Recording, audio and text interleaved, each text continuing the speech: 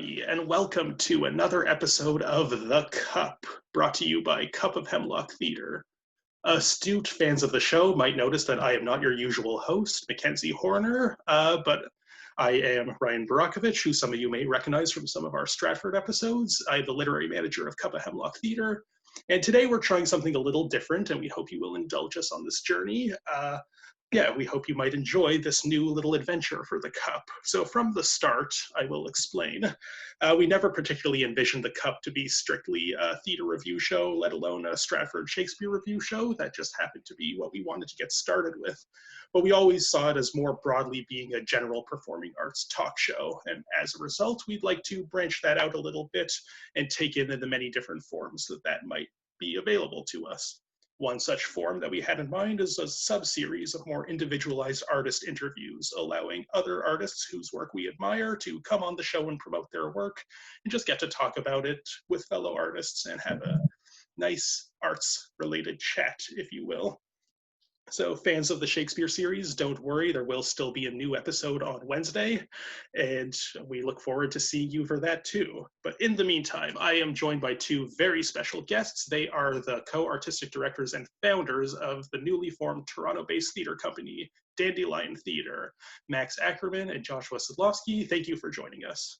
Thank you for having us. Thanks for having us. It's great to be here. And actually, Josh is remarkably, he's our executive director and an actor in the company as well. Executive director and actor. Fantastic. He's a multi-talented guy in that way, yeah. You wear many hats. I appreciate that. Too many hats. So as always, we're going to start the show with me asking, what is in your cup today? Who wants to start? Oh, me? I have almond milk. I'm excited about this. I feel like it's too early in the afternoon for me to start drinking tea, and it's also too humid. So I got a gluten-free cookie. Oh, very healthy.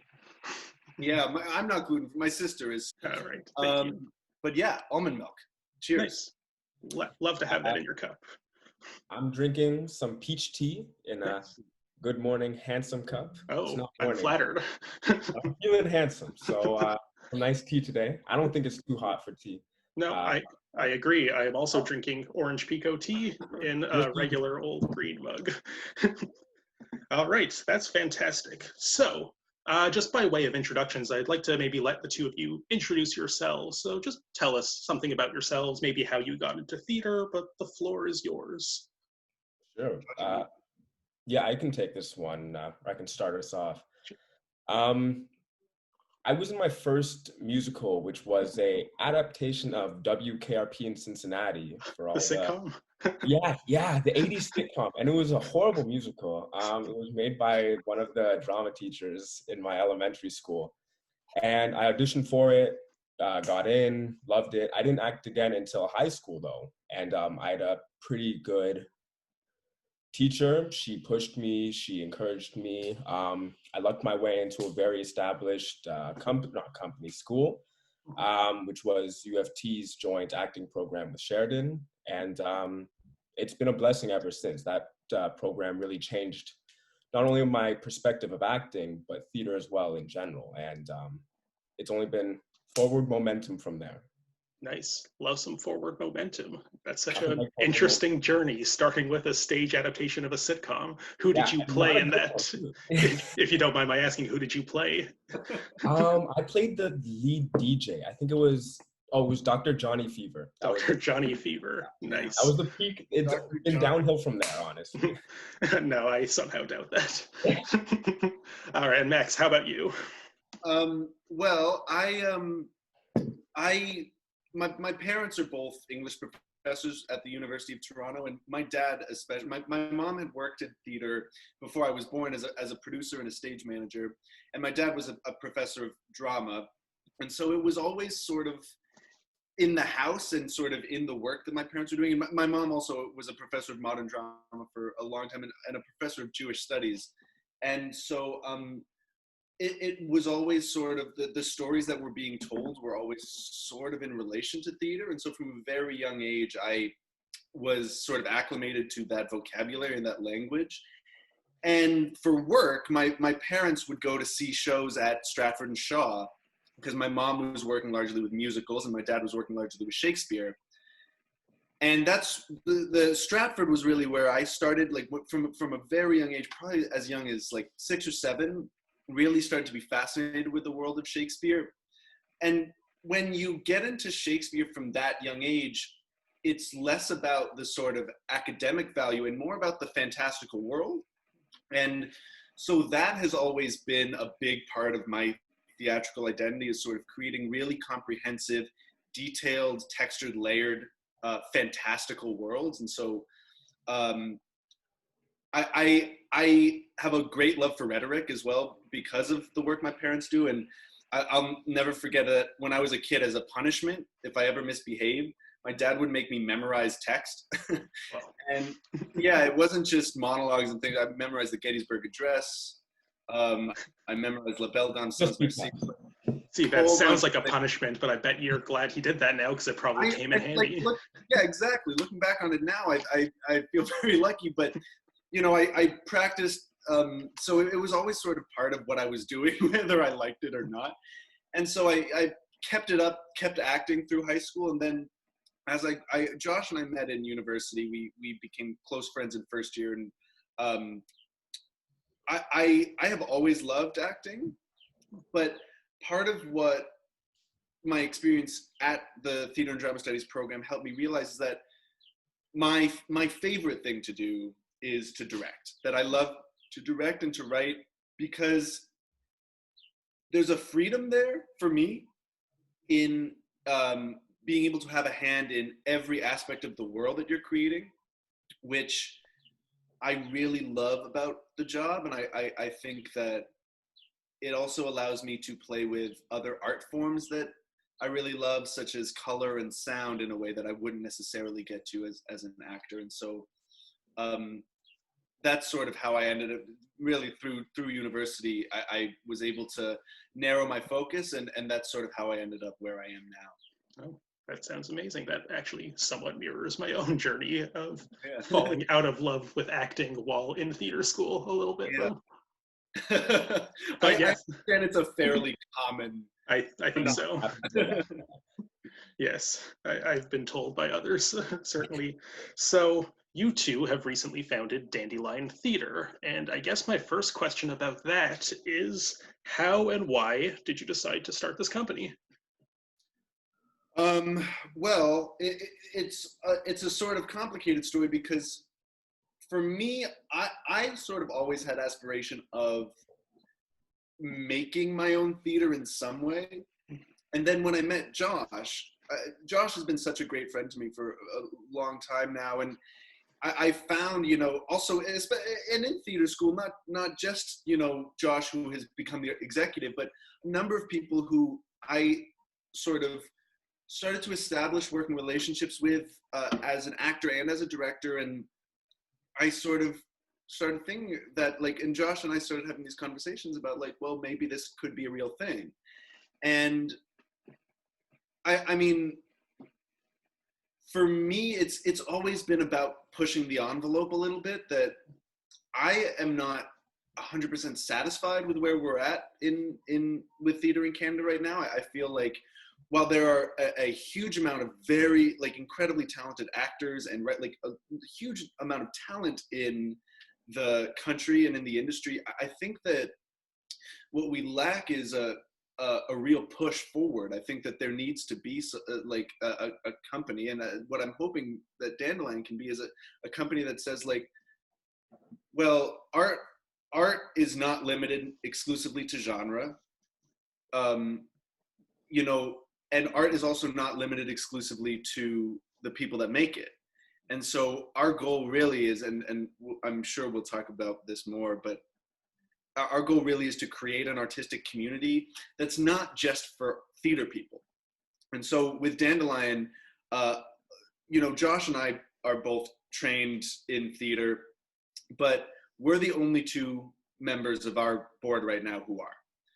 Our head of design is a photographer by training. Our head of marketing and outreach has, you know, just graduated with a degree in equity studies. And so without such a strong and diverse team, I don't think any of what we're talking about would be possible. And kind of adding on to that, this just came to me right now. We had a really established director, Nina Liakino, come and talk to us for one of our dramaturgy classes at UFT.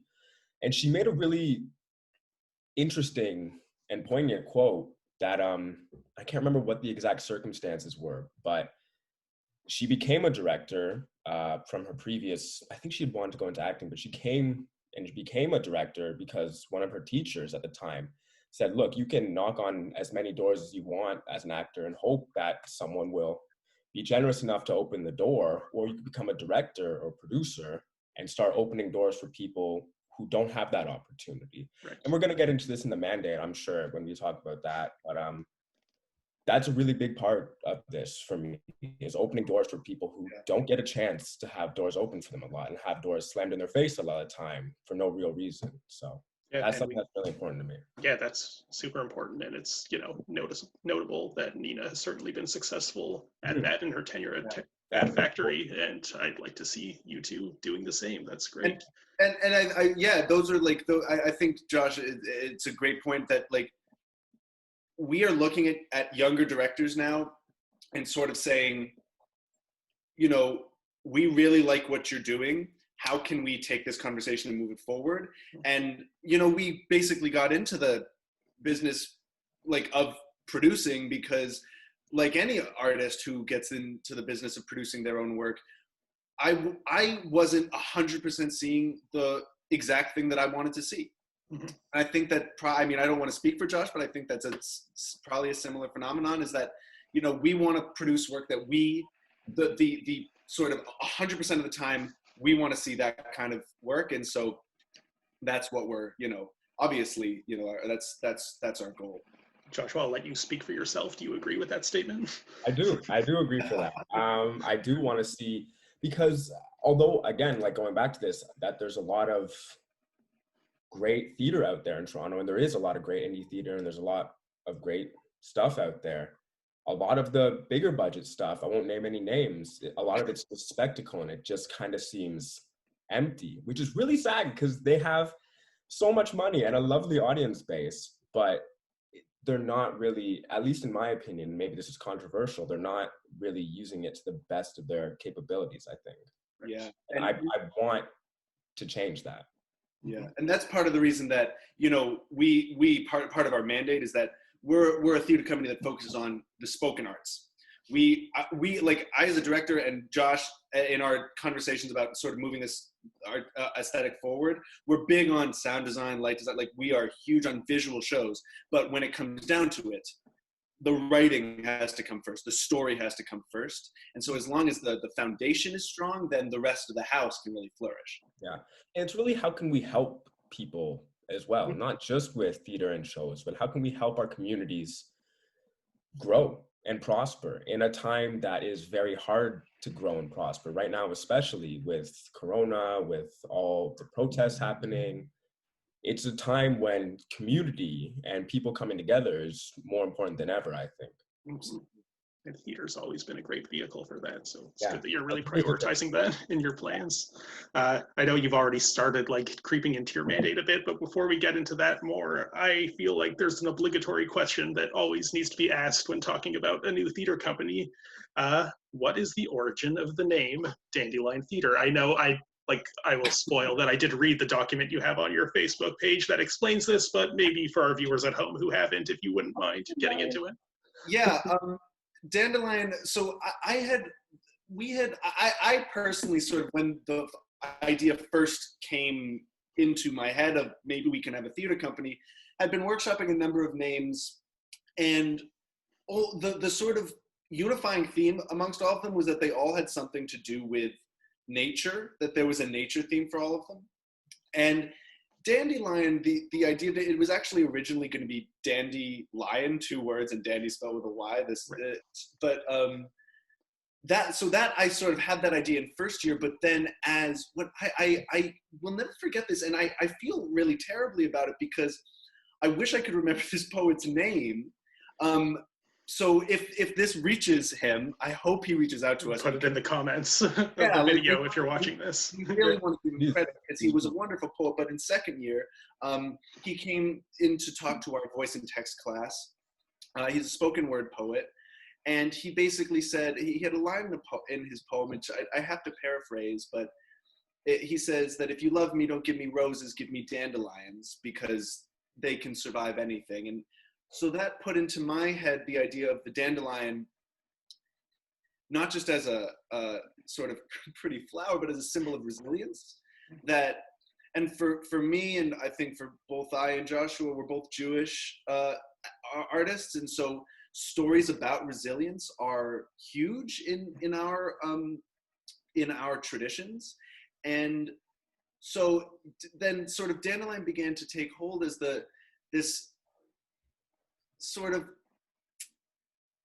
identity almost, in that we wanted to tell stories about resilience, because resilience in and of itself takes so many forms that I think there's a really broad category there, but also this idea that sort of beauty and courage can go together, that beauty and courage are almost intertwined. And also, I mean, talking about the symbolism of a dandelion, but also the symbolism of a lion, that, like, sort of for me, it's about the Lion of Judah, because my Jewish identity is a huge part of what I create. And it's about the lion as the king. We want to be, we want to set ourselves up to be a company that is a leader, that we want to be a leader in the artistic community. And we're not satisfied with sort of sitting by and making our own sort of pretty little shows while the world goes on around us. I mean, we're living in unbelievably fraught times, and it's not just our role as a theater company, but it's our responsibility as creators to lead that conversation. And so that has been a big part of the Dandelion has sort of, I think, inspired us in that way. And also it's inspired us in terms of community, because you see them everywhere. That's true. And Yeah. kind of adding on to that, sorry to interrupt. I grabbed lunch with a teacher of mine, and we were talking about the name. And he's from Italy, and in some specific parts of Italy, some people cook and love dandelions. You can even buy them in grocery stores here, which I mentioned it's mostly dandelion greens last night. You did. There you go. Yeah. And so just the idea that some people will love us and some people will hate us, I think is kind of perfect for us. I want to provoke people with the shows that we put on. I want to get people thinking, and I want to move the conversation forward and keep moving the goalpost of what is possible and where the conversation is, until we can all look at each other and accept each other with different eyes and open eyes, rather than what's happening right now, really, and what's happened in the past before. Yeah, I think that idea of like acceptance and openness and bringing people together is so crucial. Like, something that I thought was interesting about dandelions is children just think they're pretty flowers. They pick them and give them to their mom, and it's only when they grow up they're told that's a weed, you shouldn't admire that. And Exactly, we could definitely relate that to certain issues that we maybe see going on in the world today, needing to be taught to dislike. Yeah, well, and also that's a big part of what we do is, like, I'm glad you brought that up, because educating, not just educating our audiences, but educating children and how to be not just effective theater makers, but effective global citizens through the use of theater education is so important to us, because we recognize that as a community and as people that are trying to build a community, we're not going to be able to carry it on forever. And so if we want to have any longevity, it's got to start with the youngest generation. And I think that what we're seeing now with people, millennials and Gen X and the, I don't know, what is the current generation? What are they called? I think we're on Z. The Zoomers? I can't keep up, but whoever they are. But, there's still, like, there's so much work to be done, but I am always filled with such hope in the resilience of these younger generations, and that I see such fighters. And I am so proud of the work that they all do, and it moves me, and I think that like that's the kind of thing that we want to cultivate. Is there should be no fear in raising your voice. There should be only freedom, you know? Yes. I think on that note, like this might be jumping ahead in the itinerary a little bit, but is theater for young audiences something you can see yourselves doing with this company moving forward if you do want to reach that younger generation? Without a doubt. Yeah. Without a doubt. Yeah. I mean, like, education is a big part of our mandate, and so let's now ask about the mandate, because that's the next question I have anyway. Why not? Let's just get into that. Why don't you take it away? Sure. So our mandate, we've broken it up into three distinct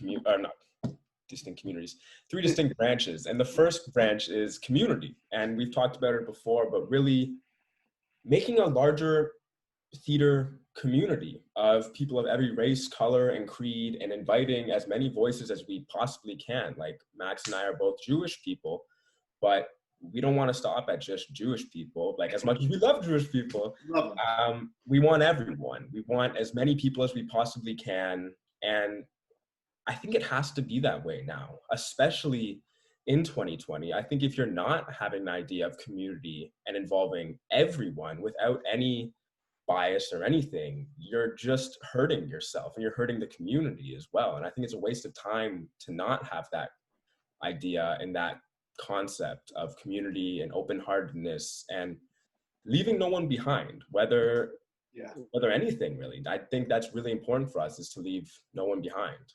Do you want to move on to the well, and just adding on to that, like, it's really the idea, that no one is going to walk alone as long as we're around. And if you need a place to tell your story, that we are that place, that, you know, we're the place. We want to be a place to share stories both on stage and off, which is why, you know, I talked about this before, and education is a huge part of our mandate. So it's this sort of the second category.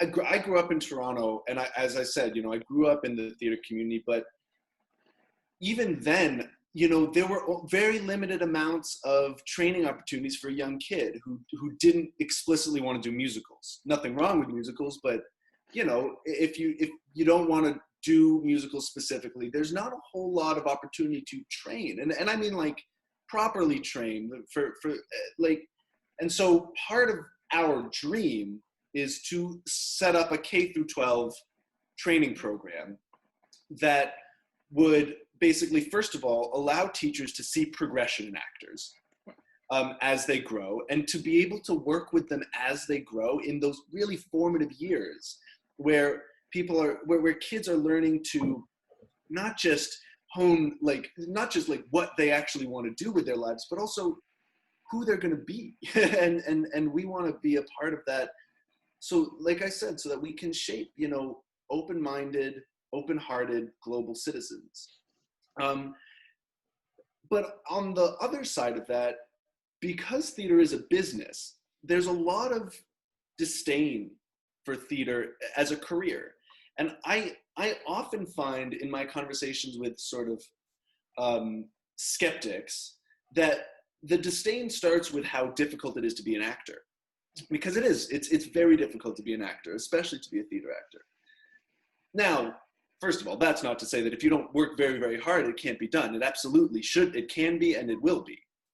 But it's important to me and to us that we show kids that theater's not just about actors. It actually takes, talking about community, it takes a village to put on any show. I mean, even in the most low budget shows that I've done, I still had a team of at least, you know, 7 to 8 people. Yep. From costume designers to, you know, lighting ops to ASMs. Like, there's a lot of opportunity in the theater. And so it's important that we show kids from a very young age, in the same way that, you know, if a kid wants to be a doctor, there's a lot of opportunity to see, you know, what happens in a hospital. Unfortunately, there's too many right now. But yeah, and this is not to sort of equate being in the theater with being a doctor. Of course, be doctor, please. We need you guys. Yes. But if you are going to work in the theater, you know, we want to show kids how the business works, and that if you really like making clothes, you can do that in the theater. Or, you know, if like playing around with lights, you can do that. And so that's why education is a big part of us. Do you want to talk about the last one, Josh? Yeah, and the last one, it's a little curveball because it's not something we've actually talked about. It's food. Food.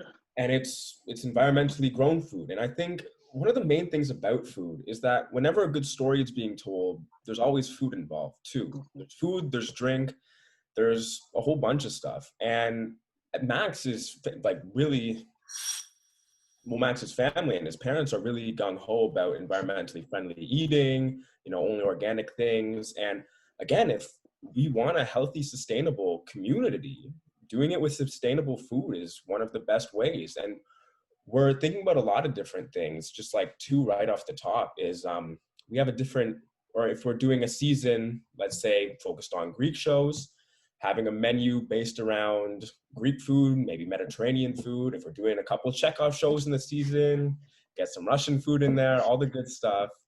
And another thing, I'm going to be training to be a bartender as soon as like lockdown is over, because how else am I going to make money as an actor / executive director? So I want to get a liquor license as soon as possible and start serving up drinks at every show that at least I'm not a part of as soon as possible, because I think any good theater show is going to have a little bit of alcohol in it. Don't tell anybody. But it just gets people telling stories. It gets people happier, and food, drink, community theater, I think all go hand in hand. And I think like part of the thing also is that we want people to have fun. Like we want our shows to be fun for people. And like, I just find that there's such a, you know, I don't want to go into the argument of like elitism right now, but like there's such a degree to which like theater is can be so stuffy. Even the most well-realized, imaginative, inventive shows, there's sort of this culture that we just sort of sit and watch, and that's actually not the case. The audience is there because they paid to be there. They might as well get a fun experience, you know what I mean? And so that's why, you know, we look at, you know, shows like Mr. Burns from Outside the March, where they were, you know, selling concessions in the aisles. And for me, when I went to see that show, that made the experience so much more enjoyable. Like, I just think that, you know, Josh mentioned, and it's true that like, coming from a Jewish family, a lot of times love is expressed through food. Mm-hmm. And I like to say often that like in my family, we don't often say I love you, but we say, did you eat today? Or are you hungry? And so I think that that's sort of what we want to say to our community, is that it's not explicitly we love you, but we want to know maybe also. Yeah, well, we do love you guys, but it's like, you know, we want to make sure that you're fed and nourished, and that we're also taking care of the planet, because the other thing, it like ties back into education, because the fact is it's actually not that hard or expensive to like cook sustainably and use locally sourced ingredients, because it only costs a couple cents per seed to grow a plant. And so, you know, looking forward, that's like, we would love to be able to support local growers, because it's an art in and of itself, you know? Yeah. Exactly. Yeah. That's amazing. And yeah, I see that the food one sounded like it was coming out of left field, but I very clearly see how all three pillars are tied together. I also think something, Josh, what you said about alcohol that I think is relevant is just the fact that, you know, where did theater begin? Or like one of the earliest theaters is the Festival of Dionysus, who was the god of both theater and wine. And it was a rowdy, lubricated event. It was a celebration. People were drunk. We want the lubricated event. That's right. That should be your tagline for the company. Lubrication. Well, this kind of fits neatly into, now that we know what you stand for on a mandate level, I'm curious to hear more about your programming decisions. How do you decide what types of shows, and which shows in particular you've had so far and will continue to have in the future? Well, it's an interesting game to play right now, especially because we don't really know if we have to pay for rights for some contemporary shows just for reading. So it's like an interesting balance of, can we even do this play? Should we do this play? But what we've done so far is we've split up each of our months of reading. We only have one right now, but we split up each month into a specific category, and we're trying to slate as many shows as we can into that category. And it's again, it's an interesting game to play because we're trying to find as many plays from new playwrights and people who aren't the most established playwrights, again, to get those voices heard and stuff like that. And we're doing a mix of new shows and new plays by new people with new actors and classics. Like the big show that we did for the end of the month was As You Like It. Which I saw, and it was lovely. Thank you. And we felt like it was a great show to do right now because everyone wants to be outside anyways. And one of the main things for me when choosing the shows is that it should be escapism at this point, and it should be taking people to a happier place where they can just sit on Facebook or whatever, not really worry about anything for 2 hours, not worry about the lockdown, any of the protests, the literal pandemic that we're living in as well. So we were thinking of which classical show to do, and we had a number of options. Like the other top list one was Winter's Tale, because you're going from this extremely sad first act into winter until rebirth and joy and love and happiness and springtime in the second act, which is hopefully what'll be happening pretty soon with the lockdown. But it's funny that you say that because The Winter's Tale at U of T at the Playhouse was actually the last live theater experience I had before everything closed. Yeah, I saw that was a great show too. Yeah, Graham Abbey directed it. It was fantastic with the fourth year acting class. But go on. But yeah, no, it's just a balance of fitting shows into each slot. So we had it was Rebirth for the first. Rebirth, and then we're going into we're in Remembrance now. And Remembrance. Can we give a little preview of the next one? Please. Yeah, why not? Sure.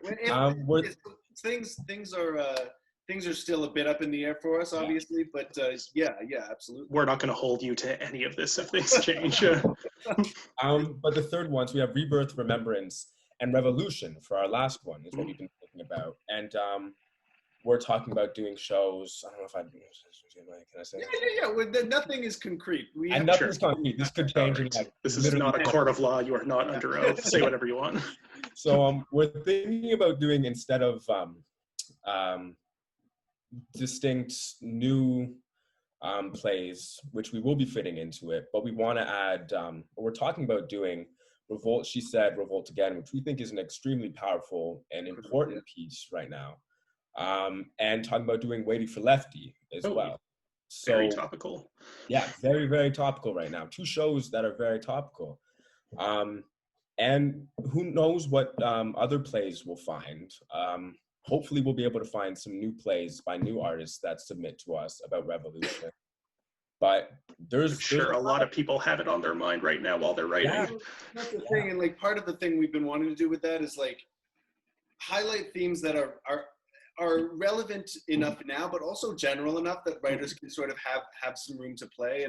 And you know, we've run into obviously a bit of a unexpected event here in the middle of our month of remembrance, and so we have had to cancel our first week of readings, and which we feel is absolutely the right decision. And I do want to shout out that because like the decision making happens a lot between me and Josh, but we have an incredible team behind us. Beautiful team. Our associate artistic director, Emily Doucette, is an incredible, we love her. She's an incredible voice of reason between me and Josh, because Josh and I are both very passionate people, and Emily is always able to sort of keep us on track. We have so wise. We have our incredible head of marketing and audience outreach, Patricia Pham, who I trust more than anyone to sort of keep us in the right political frame.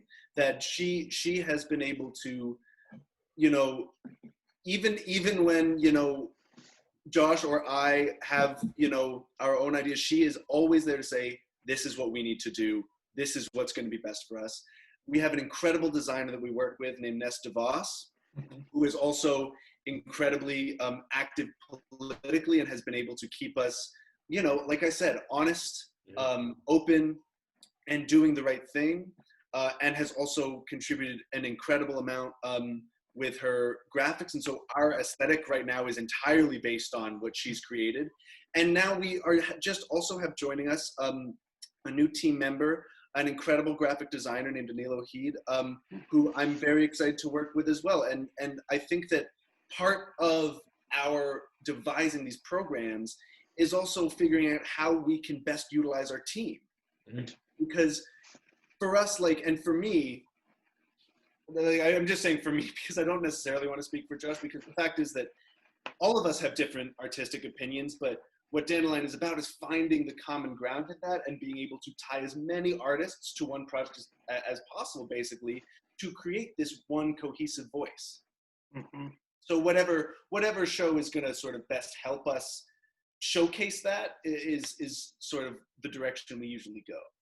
Right. That actually dovetails very nicely into the next question I had, which is actually one that I'm stealing from you because you, Max, asked it during your As You Like It pre-show, and I'm like, that's a good question. I want to ask them that. But I might not have the exact phrasing how you had it, but the question is essentially, how do you, and this applies to both of you, negotiate your own personal artistic visions or mandates with the broader mandate of what best serves the company as you've laid it out? Josh, why don't we start with you for this one? Sorry, could you repeat the question? Yeah, so it's essentially because you have everybody has their own artistic, ideas and styles and preferences. How do you negotiate your own personal artistic views and mandates with the mandate and decisions of the company? I think that they go hand in hand, and that, we've talked about this. The people choosing the plays are Emily, Max, and I, and we each have our own distinct voices. But at the same time, we share a lot of the same ideals, and it's really why we created the company together, because a lot of our artistic vision is the same, and we have a lot of the same opinion about theater and where theater needs to go and what we need to do to get theater there. So it is a balance, and it's a negotiating game. I don't know why I said negotiating like that. It's a negotiating game of just, what do we need to do now? What is best for us now? Can we save that show for later? How will it help us later? And yeah, that's at least for me, that's what it is. That's great. It always helps to have good collaborators who you're on the same page with for the most part. Yeah, especially. I think. Please. No, well, yeah, I just think it's especially when you start your own small company, like you're not beholden to necessarily like the larger views of the community. It's just you and your immediate collaborators who make these decisions. And you can kind of just do whatever you want, especially when you're like an ad hoc group of friends just being like, all right, let's do this and see what happens. Like, I'm sure you guys know too, like with Cup of Hemlock, it's like, all right, let's do it. Let's see what happens. That's what we're working on. Yeah. So it's a balancing act. And I trust Emily and Max completely. I respect both of their opinions, and I understand their voices. And it's just been a fun process of, oh, should we do this play? Yeah, I don't know about that one. And someone else says, oh, what about this play? Yeah. And it's like, oh, beautiful. That's the exact play we needed right now. Nice. Max, anything you want to add? Yeah, well, I think that, like, I don't know how many people watching this show watch like the Bon Appetit Test Kitchen, but they have a really great way of organizing where they basically do post-it notes and they sort of narrow down, they try things that work and then they narrow down basically a path. And so that's sort of how we go about it as well. Like Josh was saying, is that it's about throwing out ideas and seeing what sticks. And, like I said, someone said, whoever, Josh maybe, for when we were picking our show for last month, when we were picking As You Like It, it started out by me saying, like, I would love to do Winter's Tale. And then Josh saying, like, okay, Winter's Tale is great, but it's a little bit, it might be hard to do a reading of it because it's so visual. Like, what's hard to turn someone into stone over a Zoom call. Exactly. Well, you just freeze their screen. The Wi-Fi will do it for you. Yeah, and so it's like, it is great to have good collaborators. I think that's the most important thing. But also, in my own sort of personal work, I'm a writer as well. And I still love to act and I still do act, but I'm sort of more in the world of writing and directing now. And, I've shown a couple of my one-act plays in our In Bloom Festival. And, in those discussions with the team, it's about, what do we feel will lend itself the best to the company mandate. And that's not, certainly not all of my shows are meant to be done with Dandelion. Like, I think, namely, what we're really interested in is we're in writers who push the envelope. I mean, I can name a couple creators right off the top of my head. You know, I have a good friend of mine named Daniel Halperin, who has an incredible knack for a sort of Jordan Tannehill-esque, like absurdist, like grotesque quality that is like I adore. I think it's incredible. Actually talking about The Winter's Tale, you know, Will Dow is an incredible director who I admire greatly, who really plays with that, you know, he does a great job. Him and his collaborator Mick Robinson do a great job of finding the sort of youthful energy of shows in a way that I haven't seen another director do. Or, you know, artistic director of Theatre Oculus, Michaela Paris, who directed our production of As You Like It. Just like, for us, it's about finding people that, you know, want to have the conversations that we're having. And as long as we have those people and we have those conversations, as artistic director, I don't really care what they do. I think that like letting them express themselves through that, through their art, is the best use of our platform that we can, and we want to give them as much freedom as possible. Yeah, that's excellent. So, speaking of needing to make creative decisions, the logistics of it, obviously we're making theater in a bit of an unprecedented time right now, although certainly theater existed, you know, in previous plagues, but they didn't necessarily have the technology to keep it going on when the, you know, Spanish flu happened in the 1920s, was it? They would have just, yep, well, I guess we can't do theater now. But so this is an interesting time to be starting a theater company. And I guess my first question on this front is, how long were you planning to launch Dandelion Theatre before it actually went live? And if it predates the coronavirus outbreak, how did you negotiate this improvisation, so to speak, to re-navigate it online? I can remember what life was like before the coronavirus now. Well, Max and I have been talking about making a theater company of like, oh, hey, like, yeah, money. For a long time, like since we had known each other in first year. And it got a lot more serious in our final year and this year. I would say around December time. We had Hypatia that was going on. Pardon? We had Hypatia that was going on. We were in rehearsals for that.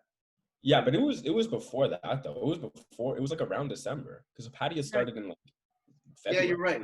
You're right. Yeah. Yes. Hypatia started later than that. You're right. It was after we had finished This Is War, I think. It was yes. Yeah. Absolutely. Yeah. So we had been talking about it for a long time, and it became concrete. I would say around December of like, all right, we're gonna actually do this, not knowing anything at all, and just hoping for the best. But it became concrete in December, and we had a show planned for this summer, the Sinai Sessions, which isn't happening now. But maybe in the future. But yeah. And then we kind of had to change. We just had to adapt. We had to evolve as soon as we could. And things moved just like it did for the rest of the world very quickly for us. You know, the lockdown happened. We had to stop the show we were in at the time. We're like, all right, I guess school's done, so time to the next chapter kind of scenario. And it was like a lightning fast decision almost of, okay, we're gonna do In Bloom. We're gonna have Zoom meetings. Let's jump on this ship before it's too late. Let's just do it, see what happens. So I would say like the first week of April or like second week of March when it happened is when we were like, okay, we need to do this.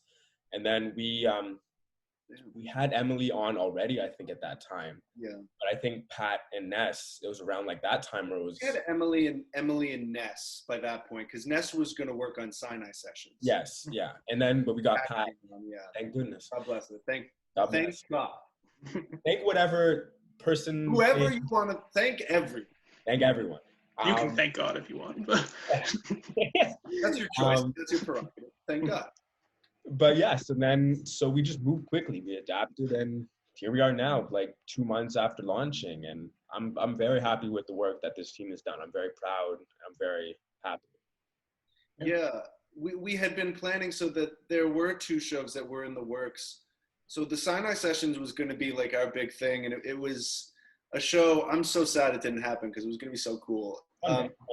One day, yeah. It was. So we were going to tour basically a musical group. We put together a group of 4 vocalists and about, I think it was 5 musicians, and we had great music director and founder of Creatress, actually, great directory for a great directory for female and gender non-conforming. I'm trying to remember their exact word, but gender non-conforming artists. Great directory, creatress.ca. Was Juliet was going to be our music director. I was thrilled to be able to work with her, and we had a great composer named Alex Sandoval. And it was basically going to be a retelling of the receiving of the Ten Commandments from Mount Sinai, but done in the sort of style of like Kanye West Sunday Service. And this sort of idea of exploring the idea of idols and idolization in relation to modern popular culture. And so, but then there was a show I had been directing in the middle of. We were a couple weeks out when things went on lockdown, unfortunately, called The Hands of Hypatia, which is now being expanded into a much larger project. So that also will hopefully come back. But that was going to be our first sort of live show. That was going to be in the middle of April. But we had to pivot really quickly, and here we are. Well, I was definitely impressed by how quickly you got things started. We're already doing your In Bloom readings. How would the In Bloom session have looked prior to the outbreak, or was that an idea that came immediately upon? That was a coronavirus conception. Okay. Well, it worked.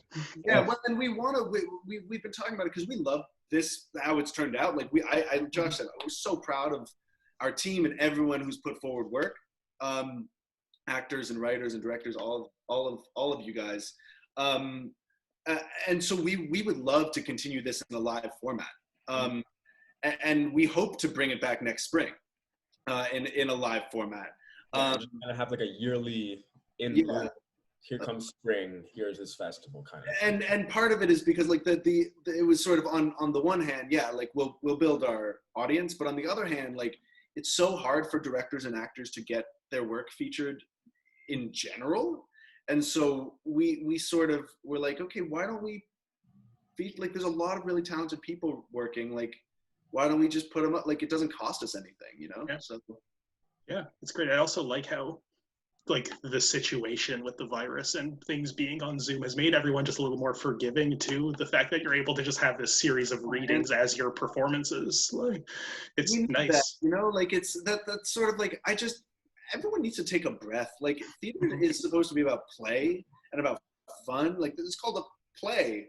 I'm checking myself every time I want to curse. I'm doing it for you kids. It's okay. The kids watching will appreciate it. They're very impressionable. So that's great. Well, that kind of is what I think is interesting part of too, and this sort of goes into my next question, is since all of your performances so far have out of necessity been on Zoom, what special considerations, be they artistic or practical considerations, have you had to make when attempting to do theater in this technological interface? Well, I think largely for me, because we focus on the spoken arts, for me, this has been about readings. And we could ostensibly have done it as a podcast, but to me, there's a quintessential element of theater that is liveness, that it needs to be live and it needs to be visual. And so I think that was sort of reckoning with how to be live, but how not to be present is a really weird thing. And so in directing them, because I direct the Zoom readings, but really what direction means is just keep your eyes up, don't if you're so it's been just in terms of from a technique point of view, it's been mushing together very specific classical technique when you are talking about just being heard, line endings, or the endings of lines need to be really strong, for example. And then film technique, which is, you need to keep your eyes, always active. You want to animate in the frame as much as you can. You want to so technically it's been an interesting challenge, just sort of as a director of actors rather than as a director of plays. Right. But I also think in terms of the performers that we have worked with, the amount of forgiveness and self-forgiveness that is required, because there's just so, like, when you're on stage, and this is why, like, every time I have like an issue with my computer or something, I want to go into the store. Like, I don't want to talk to anyone because like when you're on stage, when you're there present with someone, you have such control over what they see and what the image is.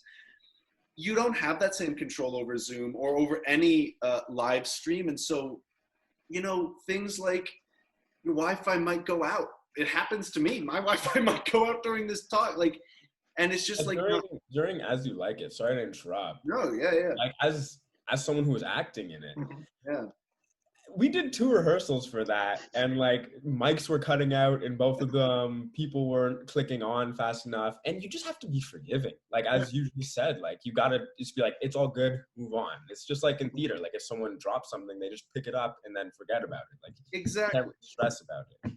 Yeah. And I think that's like just a nature of. There's a great instinct, I think, in a lot of theater professionals to everything is so serious because it's money on the line, right? But there is also a degree to which like the beauty of theater and the actual heart of what makes theater unique from film or from any other performance genre is that it's deeply imperfect and that it's always going to be imperfect. And I think that Zoom has actually helped us very clearly realize that in a way that we wouldn't necessarily otherwise. And so I think part of the thing is just encouraging, forgiveness and this idea of play, that like things are going to happen that you can't control, and that's life, Right. Yeah, and like as rough around the edges, so to speak, some of this work is and has to be by necessity. I was quite impressed with, and especially now, you only did 2 rehearsals, like in As You Like It, for example, like you were all pretty on the ball with turning your screens off when you weren't talking and turning them back on quickly. I thought the fight scenes were really well done, the way that you... Funny thing about that, we did that, I think it was like 20 minutes before we went live. We were like, oh, that's a fight call, that makes sense. I took the screen a little bit, like, and then it was just like, all right, we'll see what happens. Like, and that also is a big credit to Michaela for that. She really was very specific about, how to use Zoom, and credit to, all of the directors who have been working through this, that they've been very creative, and I have a lot of admiration for that. Yeah, like I think we're living in historic times for many reasons, but just from a theater history perspective, I think academics and historians will look at this moment, hopefully on Dandelion specifically, but just in general, this genre of Zoom performance, and think, how did this work and how did people adapt to it? Like, that is a really good point of like 100 years from now, what will theater professionals say of like, what was the response to Corona? And I'll just be like, it'll be fucking Zoom. That's okay. Children, you get one. I'm sorry. It wasn't me. PG-13, you get one. I knew it was going to be good. But yeah, just what, I don't even know what I was saying at this point, but yeah, just That's looking back. So I think that actually brings to like an interesting idea, because we've talked about liveness a lot in this discussion, and like historically, especially in theater terms, liveness has always meant the sharing of time and space between performer and audience. And obviously we can't do the space part because we need to be social distancing for the safety of all. But I think it's very interesting, and Max, you said it yourself, that it was very important that these shows be live, and this sharing of time as this crucial element. I'm just curious, how do you think attempting to replicate this live experience digitally through this non-spatial interface has affected the work you've been doing? Oh, well, it's a good question. And the fact of the matter is, and I've been outspoken about this, I've told the casts of The In Bloom reading this, as a passionate lover of theater, I hate Zoom theater. I don't think, and yet you are a Zoom theater pioneer. I don't know if I would say pioneer. I don't know about that. I think that there is a void in the theater community that is necessary to be filled, but I think that it's also important that we recognize that Zoom theater is not what theater is or what theater will become. Right. I think it was the Quebec Council of the Arts that wrote I found a very powerful open letter to the theater community saying basically that theater, one of the integral parts of theater is not just an element of liveness, but an element of presence. That there's an intangible quality that is just sort of, when you are in the room and you can see someone breathing, you start to breathe with them. Yeah. And when we can't see that breath, it changes the entire experience. And I think that, like, you know, it's part of the reason that, you know, with a production like Coriolanus, for example, at Stratford, yeah, you know, no explicit disrespect to Robert Lepage, but I thought that was a very confusing way to use the medium, because sort of, I think that a lot of theater makers are really interested, I include myself in this, in how film and theater bridge sort of each other. I think it's a very important discussion to be had. I myself, I always include credits in my shows now. That's something I borrowed from film for sure, instead of programs. But I think that the essence of theater is this thing that only exists once. And so with Zoom, you know, even with our live videos, we can take them down. We leave them up to sort of basically to credit our actors and writers, but there's an element that when you're being recorded, it's there forever.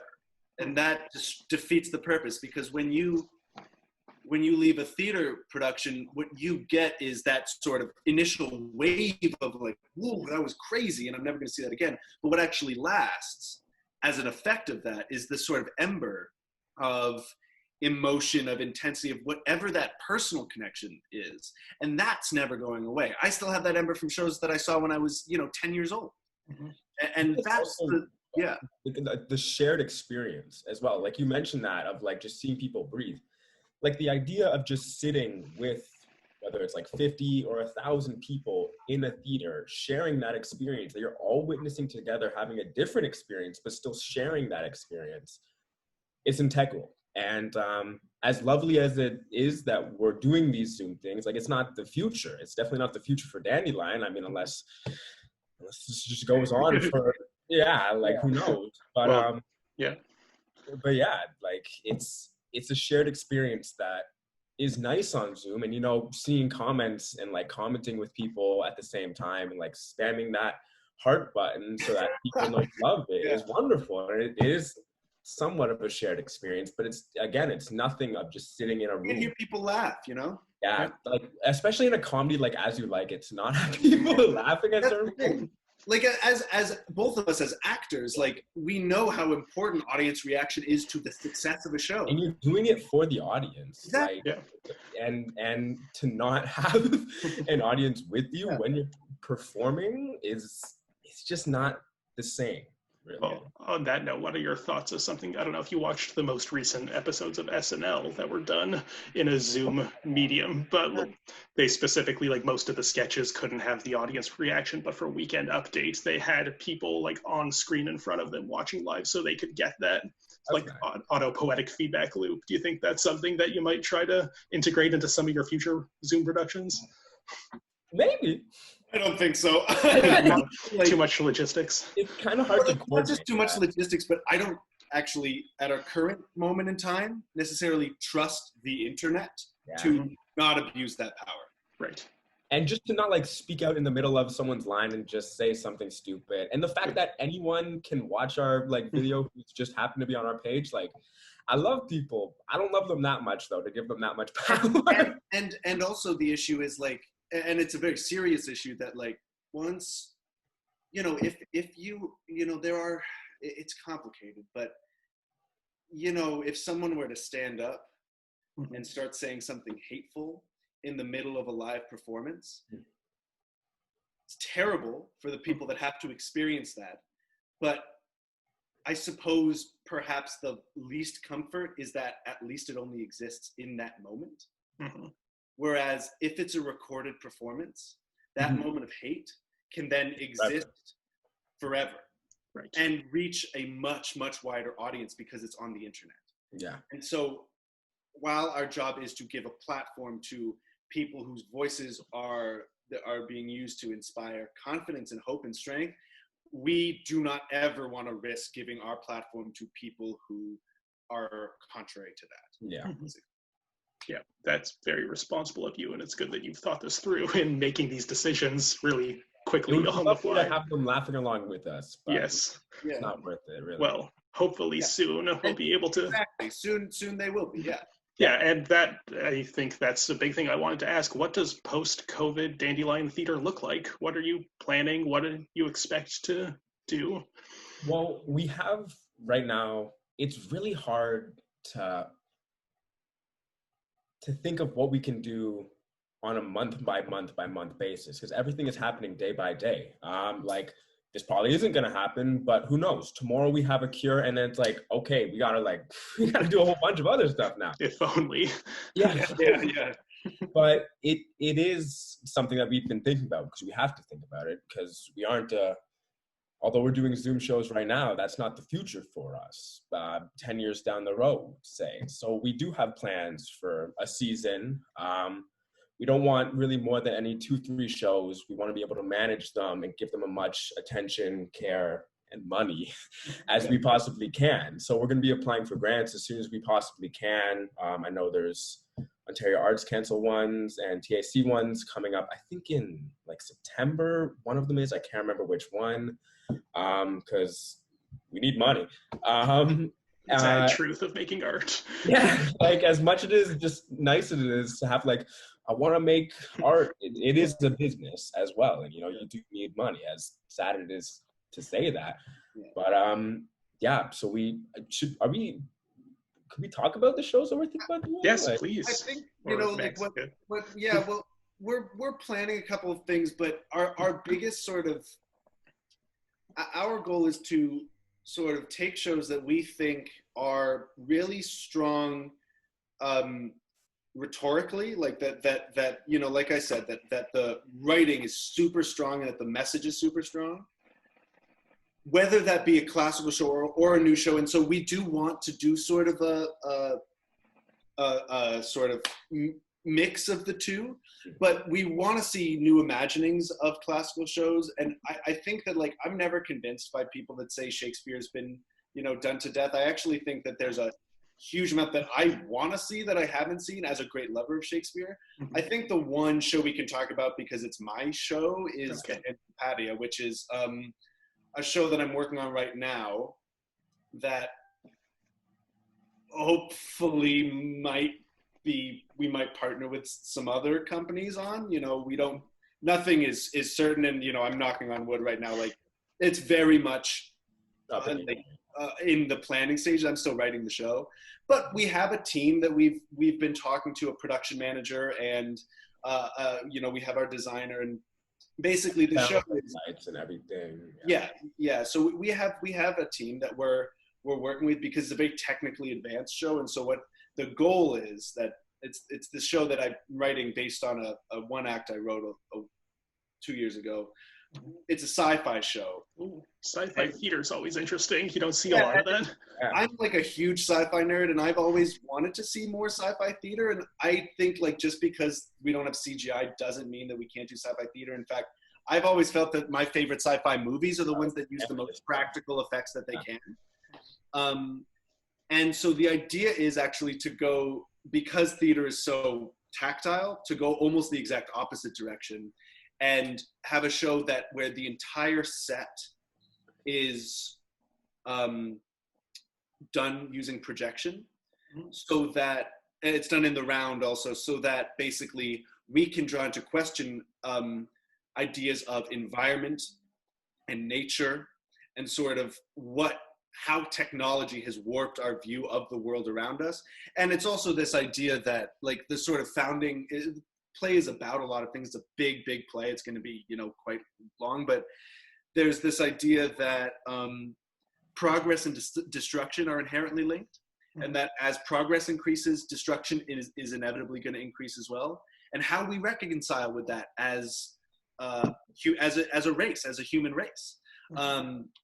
And then also it's based on, there's a lot of Jewish stuff in it, and based on a lot of sort of Jewish folktales. But the sort of founding principle of the Jewish philosophy of it is that there's a quote that a proverb that I love, that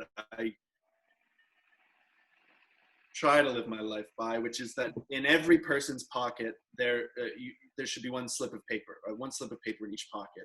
And on one slip of paper, it should say, for me, the world was created.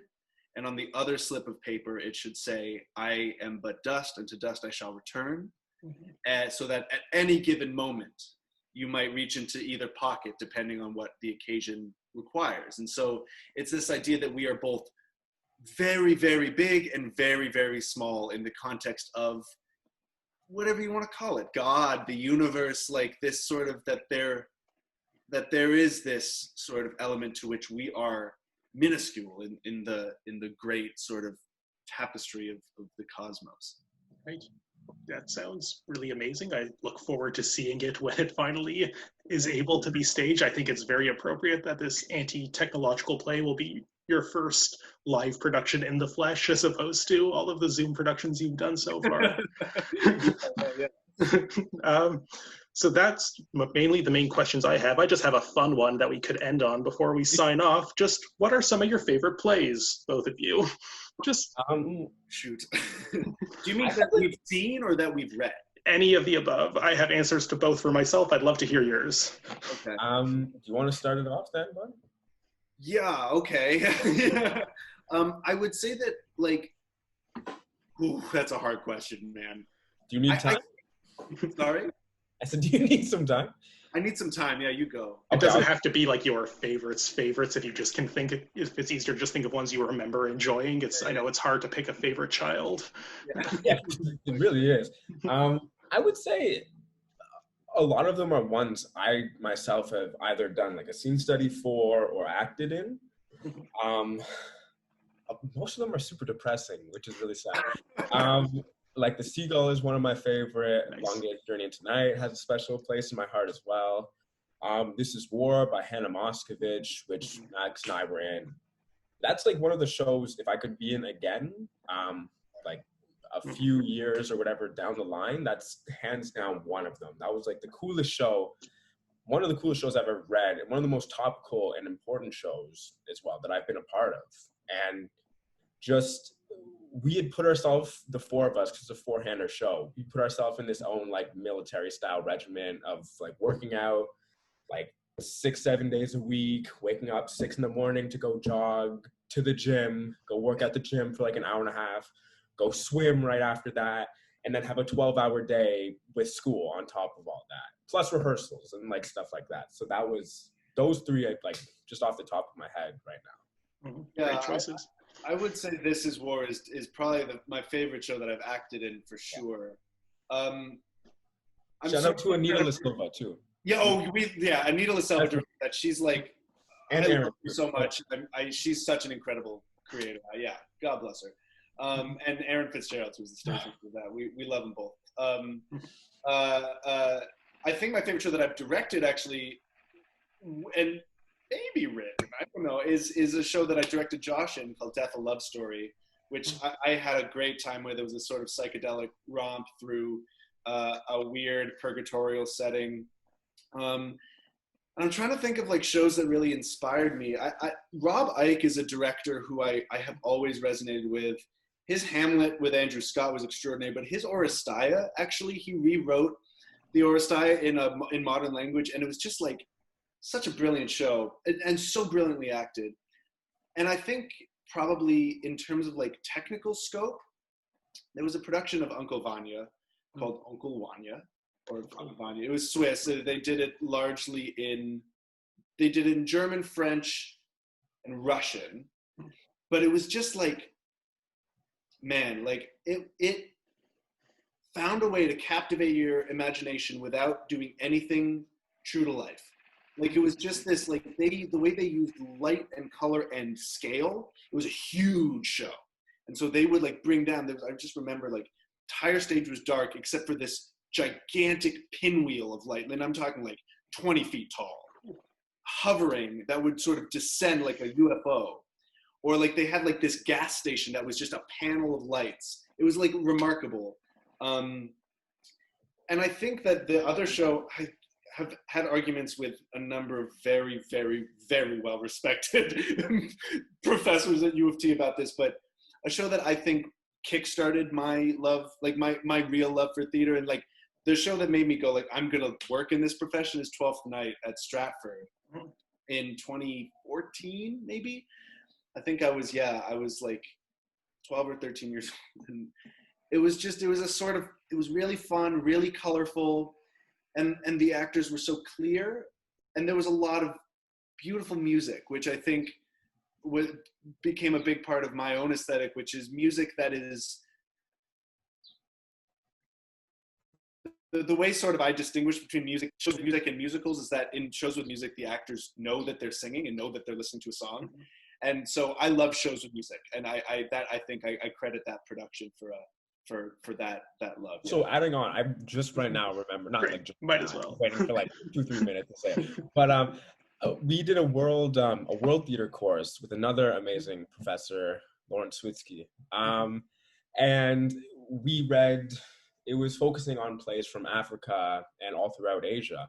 And just reading plays, two of the plays really, really stuck out with me. And I haven't read them since, actually. It's I Love XXX, which is a Chinese play. And it just goes, the only text is really, I love this. And it's a short play. It's like no more than like 40 pages maybe. But just, if you have a chance to read it, I really, really suggest it. And Bicycle, I think it was it Bicycle?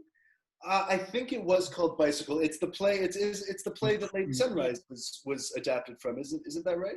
I think. I don't. I could be totally wrong about that. I big fan also of Marjorie Chan. That was an original. I definitely apologize. No. It's not. Bicycle is completely different. Yeah. That's the one with it's ghosts, right? It's the ghost story. No. Oh, never mind. I'm thinking. Never mind. It's okay. But we all of this to say we encourage people to read plays that are from Africa and Asia. Those like the no theater tradition. Oh God, I love it so much. It's like so visceral and those kinds of things that like. It's also completely different too. Yeah, it's totally different from a Western different take on theater as well. Like we studied no in like first and second year. And just know specifically, it's just completely different from like a Stratford, as you like it production. Like just and definitely even different from the rhetorical theater that you say is one of your main priorities. Yeah, well, and this is the thing, right? Is that even rhetorical theater is like it is. I mean, it's not a Western construct, but that there is a sort of degree to which Western theater has leaned on rhetoric, in that Japanese theater has not. That Japanese theater is much more physical, much more musical in a lot of ways, and that and I mean the one thing that I find actually the most interesting about no theater is the idea of covering the face and that sort of tradition of masks. I think is because it comes from such an ancient tradition that like how that translates into our Western idea of theater about what does it mean to cover your face when you perform. I think that there's so much to be learned, and I would encourage all theater performers. Jeez Louise, the wind is doing a number on these doors. But I would encourage anyone that is interested in theater to especially for me, look into no theater. I have been very inspired by it. All right, you heard it here first, viewers. That is your homework for this evening, to check out some no theater from the Japanese tradition. Like, do whatever you want. We're not gonna check to see if you did it, but it'll serve you better and enrich your lives. Well, that's about. What's that? I would say do it for yourself, not for Do it for yourself, yes. We're not going to check up on you. You have to be self-motivated. Well, that's about all the time we have for today. Thank you both, Max and Joshua, for joining us and representing Dandelion Theatre in this first episode of our new interview series of The Cup. Where can people find you and the company on social media? So we're on Facebook at Dandelion Theatre. I think the handle, because there's, as far as I know, 2 Dandelion Theatres on Facebook. The handle is Dandelion Theatre TO. Dandelion Theatre TO is also our Instagram, and our Twitter is a little bit different. It's DNDY Lion Theatre. Okay. We'll put all these in the description, don't worry. But if any writers or actors or directors want to get in contact with us about us producing their work for either In Bloom or in the future, You can always reach us at dandeliontheaterto@gmail.com. Send our Facebook page a message, send us a DM on Instagram. We'll get back to you as soon as we can, and we look forward to chatting with you. Great. And if you two would like to also just plug your socials, like personal socials, then feel free if you don't mind people coming and knocking. I think mine, like everything is just Joshua Sidlofsky. Like I made it pretty simple for people. That's handy. My Twitter is Ackerboy12. Ackerboy12, nice. And my Instagram is Mackerman12. And like, I don't know, do you want my Snapchat as well? Or like, if you want to share it, it's entirely up to you. I'm just joking around. I'm personally not on most of them, so I don't. But if those... To you, man. It's better. Yeah, but if you do want to follow Cup of Hemlock Theatre, it's COH Theatre on all platforms. So that's it for today's episode. Once again, thank you both for joining us, and we'll tip our cups to you until next time. Good night, everybody, or day, depending on when you're watching this. Take care.